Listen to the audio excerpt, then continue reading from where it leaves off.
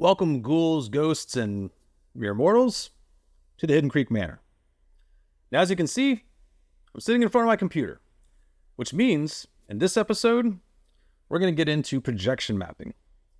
Now, in years past, we've always done 10-minute projection shows. We would do 10 minutes of a show, and then we'd have 10 minutes of downtime where our haunt lights would come on. There would still be an image projected on the house, but there wasn't really a show going on. This worked great. The problem was, people don't typically stick around for an entire 10-minute show. It just can be too long. So we decided to completely revamp things this year. So for 2023, we are doing 6 5-minute shows. Now, a little explanation about the timing.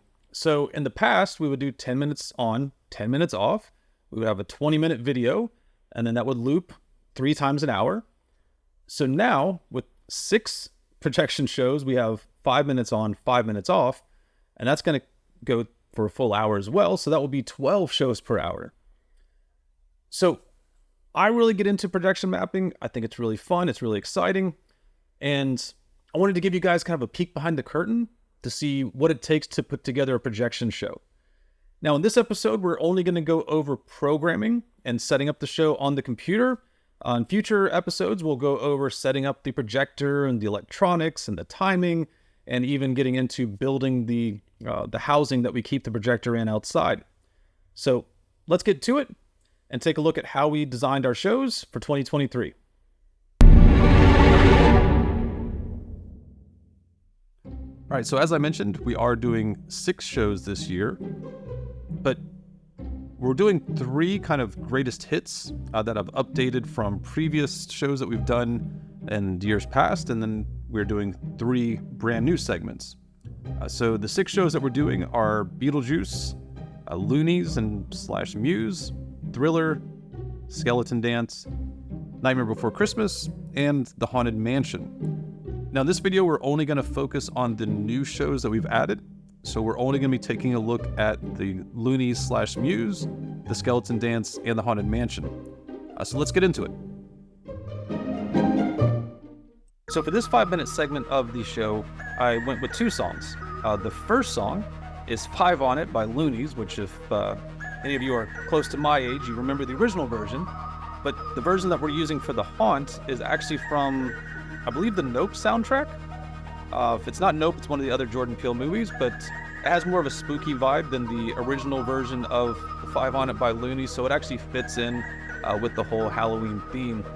And essentially what I did with this portion of the show is it's more of a light show. I mean, it's still using the projector, but it kind of illuminates different sections of the house, primarily the windows and the trim and the gutters, and it will do different colors. I've got red, green, and purple for different sections of the song, depending on what's going on. And then there's a few, like spiders that show up at different sections as well. So you can see that red, like I said, red, green, purple, and then the spiders. So let's talk about how we set this up. So first off, let's talk about the trim. So I wanted the trim to illuminate with the beat of the music. So the first thing I had to do was sit here and listen to the song, and then I would separate it out into different colors or different sections of the song or different sections of the house that I was going to do. So for example, here is where this one, it starts and then it finishes, and then it illuminates the rest of the way. It's kind of gets brighter as it goes, and it cuts back off, and then same thing, it wraps around the trim, and then it wraps back down, wraps around the trim, and so on. So I did this for each color individually. So I started off with green, then I moved to red, then I moved to purple. And the way I was able to accomplish this was by using the Saber plugin. So if any of you guys use After Effects, there are, I think it's the Action VFX. You can get the Saber plugin. It's actually originally was designed really to be more for creating like a lightsaber effect, but you can choose different kind of looks to it, if you will. So there's like arc reactor or burning. I went with the Ghostbuster one. Let me go back to that. And then this one is green. Like I said before, I have red and purple later on. But beyond just having beyond just using the saber effect, what I also did was kind of set it with a start point and an end point with keyframes. So that way you can kind of see there, that keyframe is when it completes its wrap around the trim or the windows, and then that keyframe is when it begins. So you can kind of see it as it goes through, and it's fully lit, and then it starts to go from here, and then it dims back down to nothing, and then it starts the whole process over again. So I did those to the beats, and then I also added, just because I wanted it to be more than just lights show, I added a little, couple little sections where there's spiders kind of coming out of the house. And what I did for that was I used a spotlight through After Effects. So if I go to Layer, New, and then I could just add a light, and then I would color the light green, and then I just took a little video of just kind of a black spider walking, and then to get that kind of flashing effect, I just keyframed the strength of the light. So it might be at 100% here, down to 0, 30, 0, 50, 0, just kind of look at that, or did that a few times to give it that flickering effect. And then I also keyframed the light movement. You can see that's the cone of the light, and you can kind of see as it travels and follows that spider. So then after that, we switched from red to green, from green to red. And the red I did a little bit different. Kind of did the same thing as we did with the green there. But then there's a section of the song where it kind of is more thunderous of a sound. So I did a camera shake to give it that look that it kind of flashes on the house and the whole house shakes whenever it happens. I added some more spider elements. And then we switched to purple, and same thing. I think with the purple, I didn't do the tracing. I just kind of had it come on and off to the beat of the song. And then towards the end of the song, we're starting to just toggle between colors there. I added some more spiders. This is kind of where the song comes to its height, if you will. So I just had a bunch of spiders going on at once. And then once again with that saber plugin, what I did is, we can kind of see here, is I keyframed 3 separate colors. So I start off with purple, then I keyframed it to red, and then keyframed it to green, and then it just kind of on its own would cycle through the other colors in between to get to where I needed it to go. So now we looked at the first half of this segment of the projection show. Let's take a look at the second half. For this segment of the projection, I went with You Make Me Feel Like Halloween by Muse. And what I decided to do here was break it up into multiple compositions.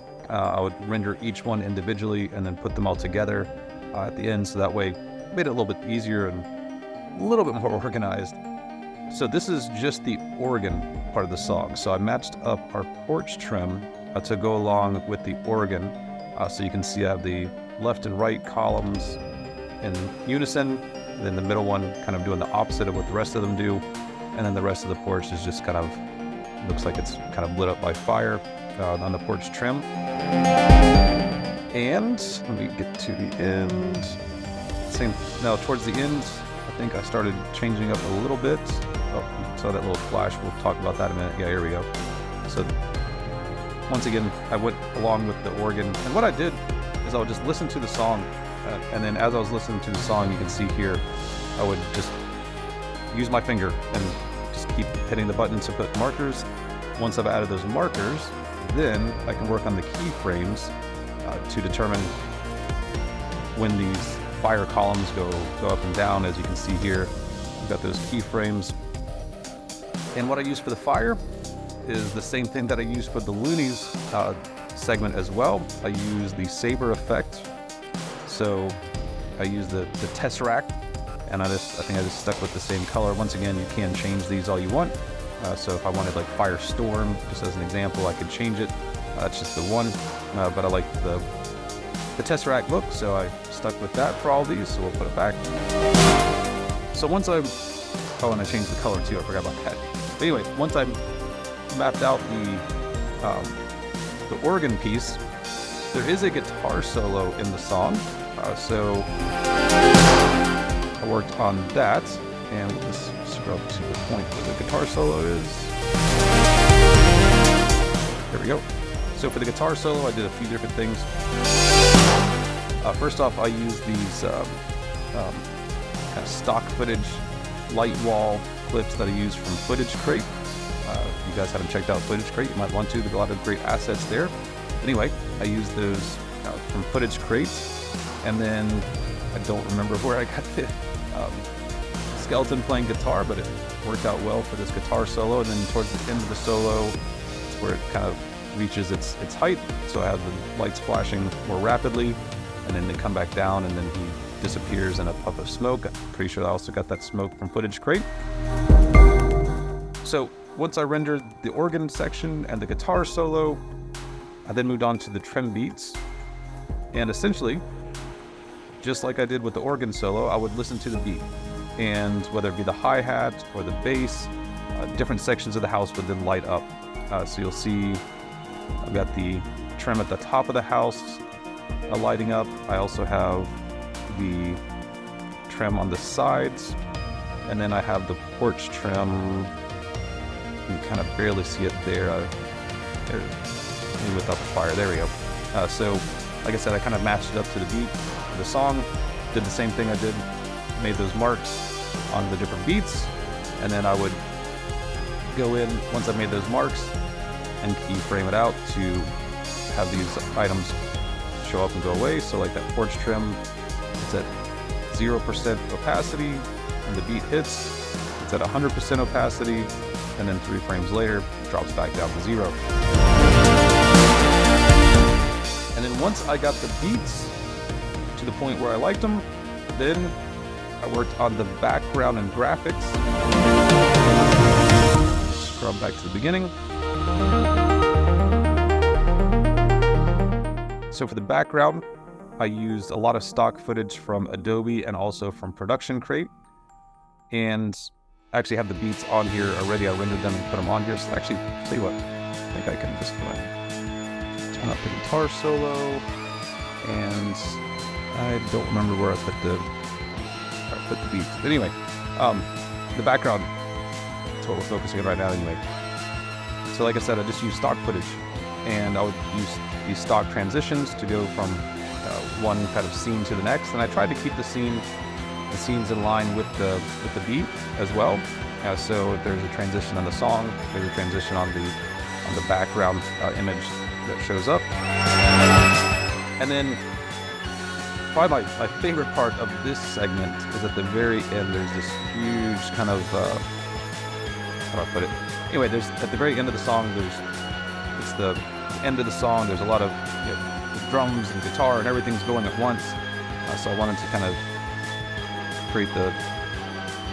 make it look like everything's just happening everywhere all at once. So this is a little bit slowed down, but you can kind of see there's just lights going off everywhere. And there's lights in the background, just to kind of end that in that song. And that's how I set up the You Make Me Feel Like Halloween segment of the haunt, or projection show, I should say.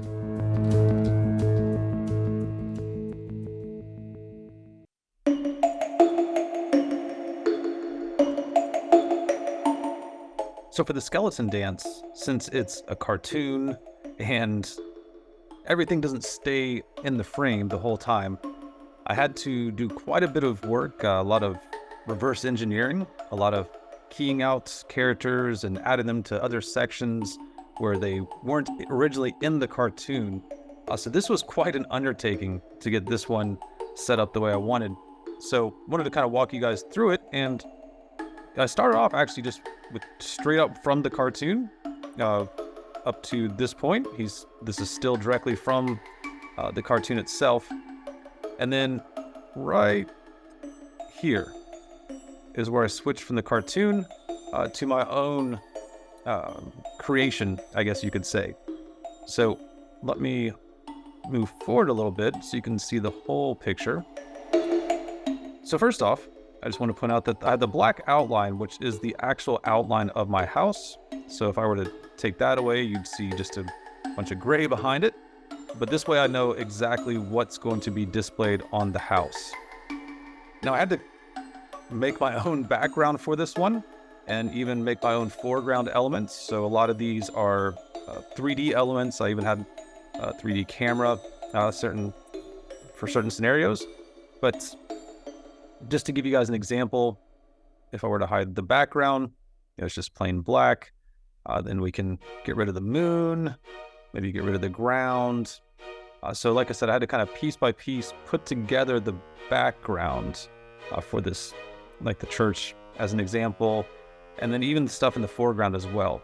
So if I go to the fence or the tree, we can kind of see where we designed the set, if you will. So the set has been designed. Now, like I said, with this being a cartoon originally, not everything was in frame the whole time. So just as an example, that owl that was in the beginning, he still shows up in other parts of the cartoon, but also I don't want it to just disappear because that would look odd. So I had to take kind of still images for whenever that character is not really doing anything, and just leave it in the show. Like if I scrub forward just a little bit, you can see the dog. This is the dog's only part in the entire cartoon, is where he howls at the moon. So I had to just kind of set the dog somewhere out of the way, and when he's not howling at the moon, he's just kind of sitting there. Now, like I said, I had to key out a lot of stuff, so I had to manually key every frame basically to extract the dog. Same thing with the owl when it's howling, and you'll notice the black cats, when I zoomed out, they're just kind of sitting there right now, but when we get to their part, I didn't do the best job keying, I'll go ahead and admit that, because I figured this is being projected on the house. It's black and white already, so you can see kind of that gray behind their legs.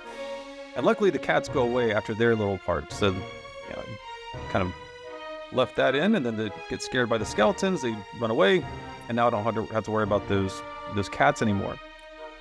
So this part, was a little bit tricky,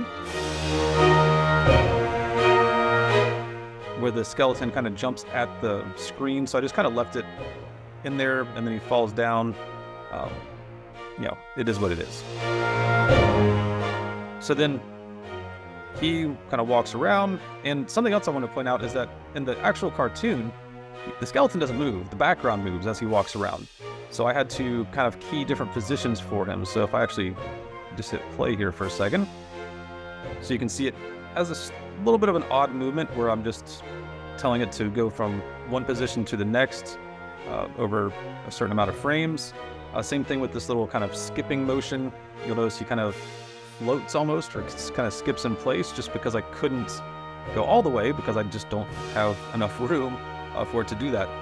Now the bird just came back into play because he scared the skeleton, so we went from that still image. Then I grabbed video from the cartoon, keyed it out, and put it where it should be. When he throws the head, you'll notice the head I had to hand animate because it didn't do anything after that, but then it eventually falls back on his head, so I kind of had to do that whole process. And this is the main part of the cartoon, where the skeletons come out and they start dancing. So once again, a lot of key work. I had to key out the skeletons from their original background and then put them in here. Same thing with that other skeleton. You'll kind of see where they're still going through the motions, but I had to make sure that they fit on the house. So some of the motions aren't completely natural, I guess you could say. Now, something else I wanted to point out. Whoops, I went backwards a little bit. So, the skeletons are dancing. And then whenever the skeletons are not all four together, each skeleton kind of did their own individual thing in the cartoon.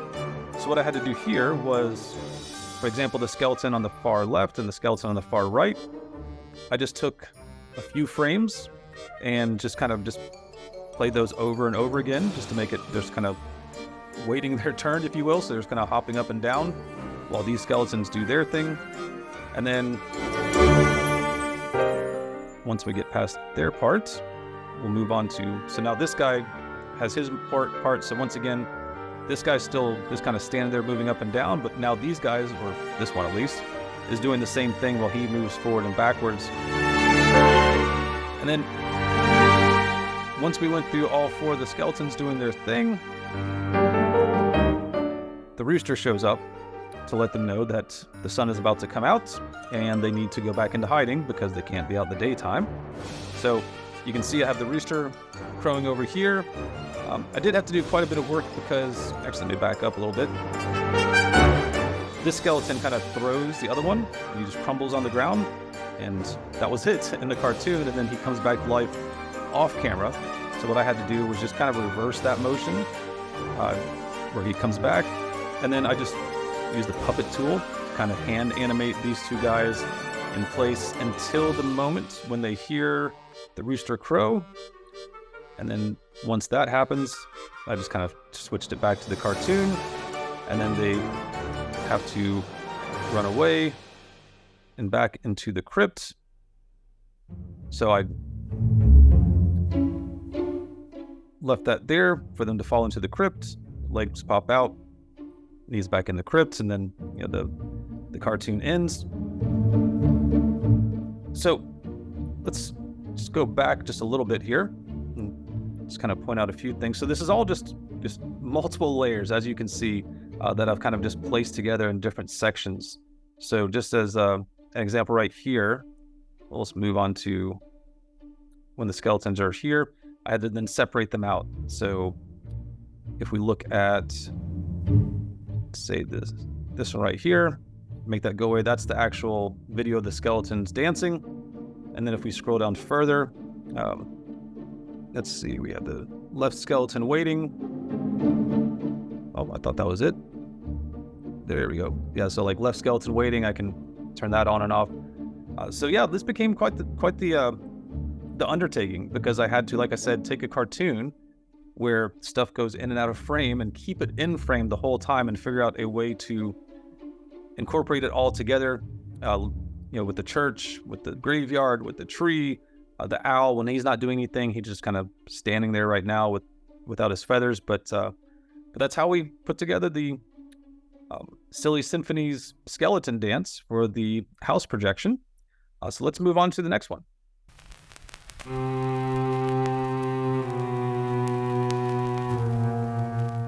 For the Haunted Mansion segment, I had to break this up into multiple renders. So the first item that I worked on was really actually the majority of it, where it starts off a little bit different from the other segments in our haunt. So the other segments in the show, the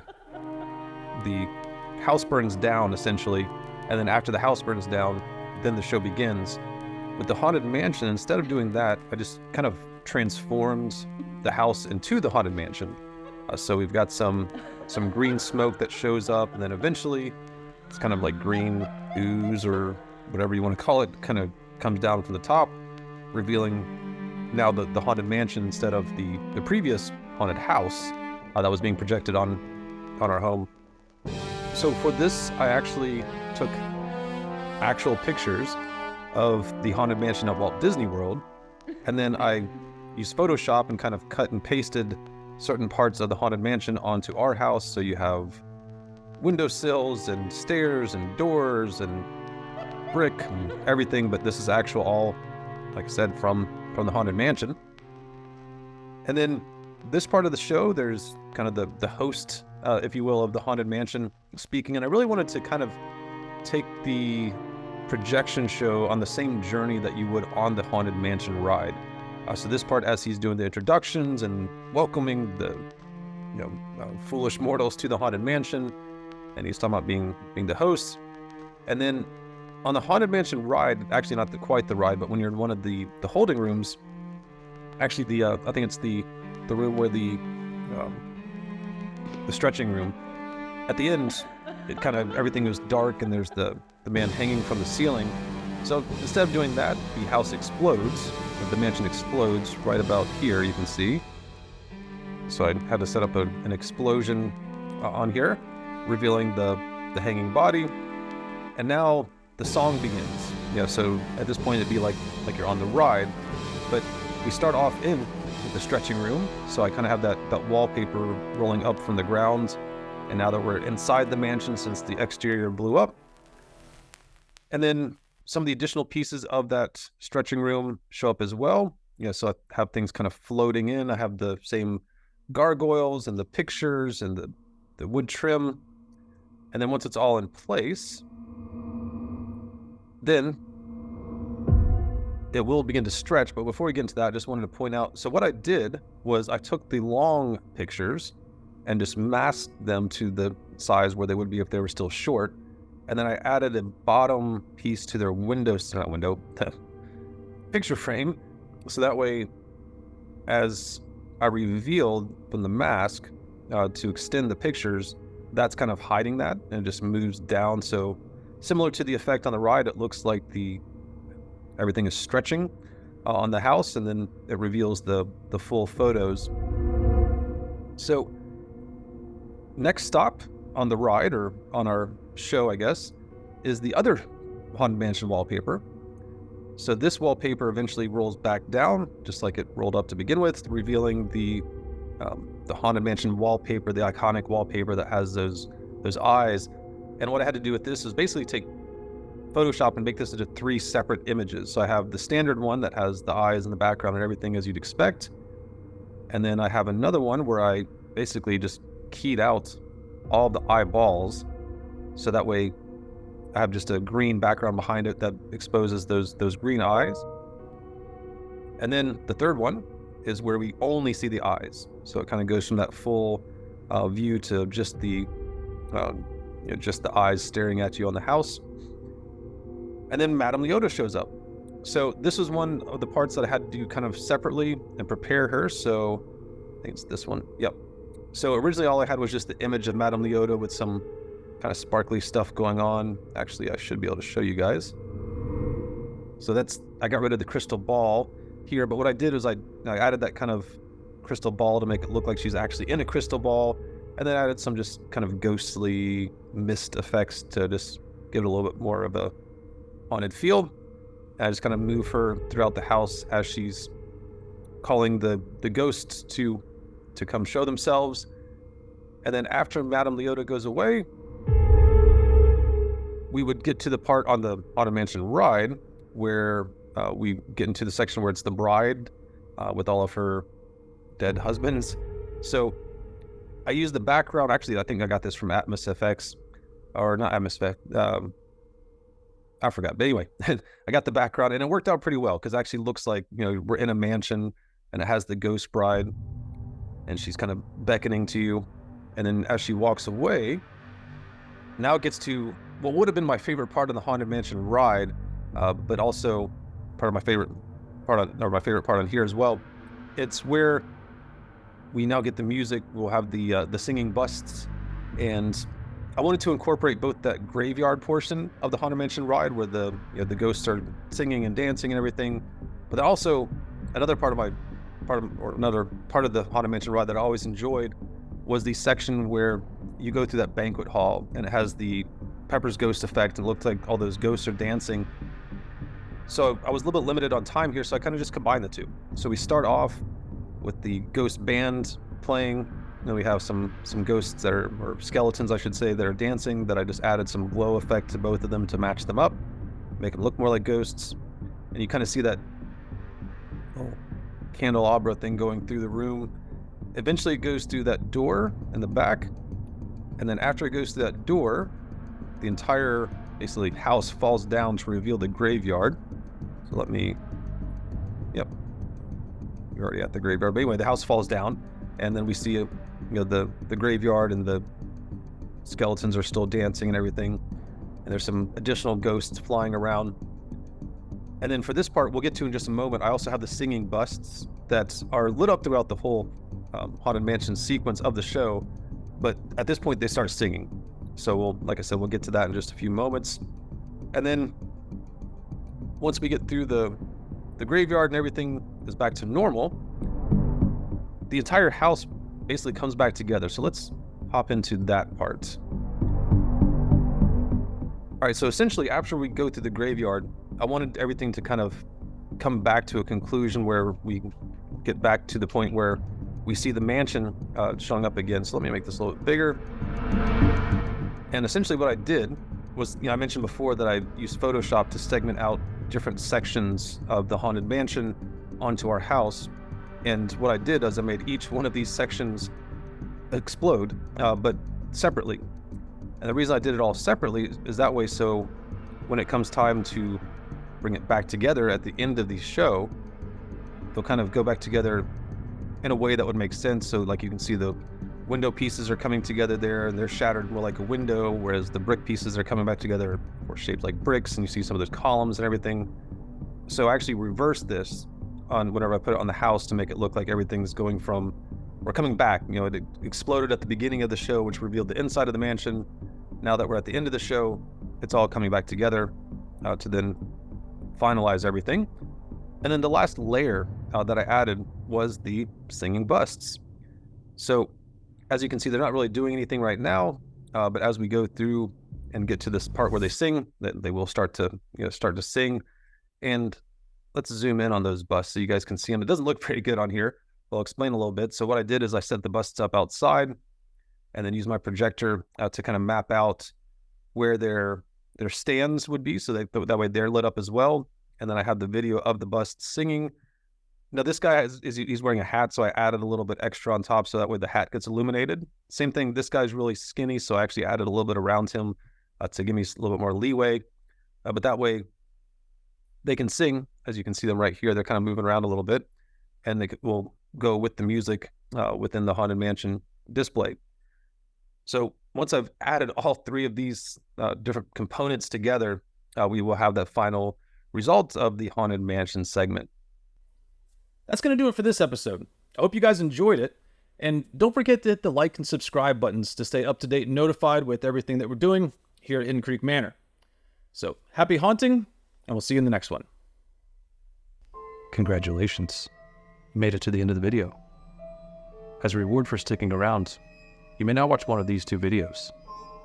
The choice is yours, but choose wisely.